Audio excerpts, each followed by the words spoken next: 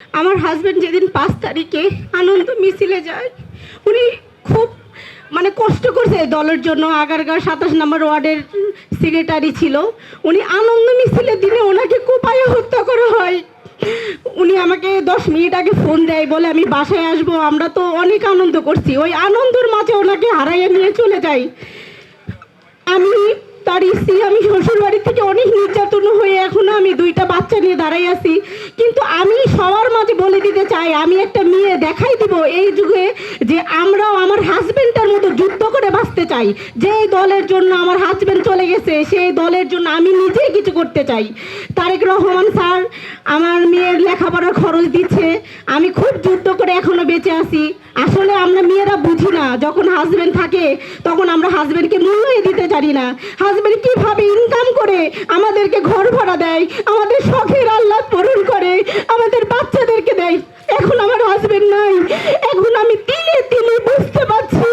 আমার হাজবেন্ডকে যখন আমরা বলতাম আমাকে টাকা দাও আমি শপিং করবো, তখন আমার হাজবেন্ডের দুঃখ আমরা বুঝতে পেতাম না। কিন্তু এখন আমি সব সময় তাকে অনুভব করি, বুঝতে পারি যে আমাদের হাজবেন্ড আমাদের বউদের জন্য কত কষ্ট করে রাস্তাঘাটে। আমরা বাহিরে আসলে তাদের সাথে ভালো ব্যবহার করব।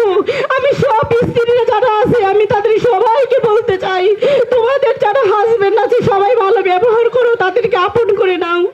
একটা স্ত্রী পারে তাদের স্বামীকে সবচেয়ে জয় করে রাখতে। এখন আমাদের মাঝে সে নাই, কিন্তু তিনি খুব একটা ভালো মনের মানুষ ছিল। আমাকে শ্বশুর বাড়িতে আমার হাজবেন্ড মরার 5 দিন পরে বের করে দেওয়া হয়। এলাকার ওর দলের যে পোলাপান আছে সবাই আমাকে সাপোর্ট করে, এখনো সাপোর্ট করতেছে। আমি আমার শ্বশুর বাড়ি থেকে বের হয়ে এসে আমি ছোট্ট ব্যবসা খুলছি, সবাই আমার জন্য দোয়া করবেন। কিন্তু আমি এই দলের জন্য নিজে কিছু করতে চাই। জানো, আমার হাজবেন্ড মারা যাওয়ার পরে উনি বুঝতে পারে যে আমার ওয়াইফ আমার জন্য কিছু করে গেছে, আমার মেয়েদেরকে মানুষের মতো মানুষ করব, এটা আমার প্রতিজ্ঞা। কিন্তু আসলে আমরা না হাজবেন্ডের মর্যাদা কিছু বুঝি না। যার যখন চলে যায় যখন সে বুঝে। আমি এখন যেমন বুঝতেছি, যেমন ঘরে গেলে আর কোথাও কাউকে খুঁজে পাই না। আসলে আনন্দ মিছিলের থেকে যেভাবে আমার সুমনকে আমার কাছ থেকে নিয়ে চলে যাবে, আমি এটা কখনো বুঝতে পারি নাই। আপনাদের কাছে সবাই শহীদ পরিবারের জন্য দোয়া থাকলো।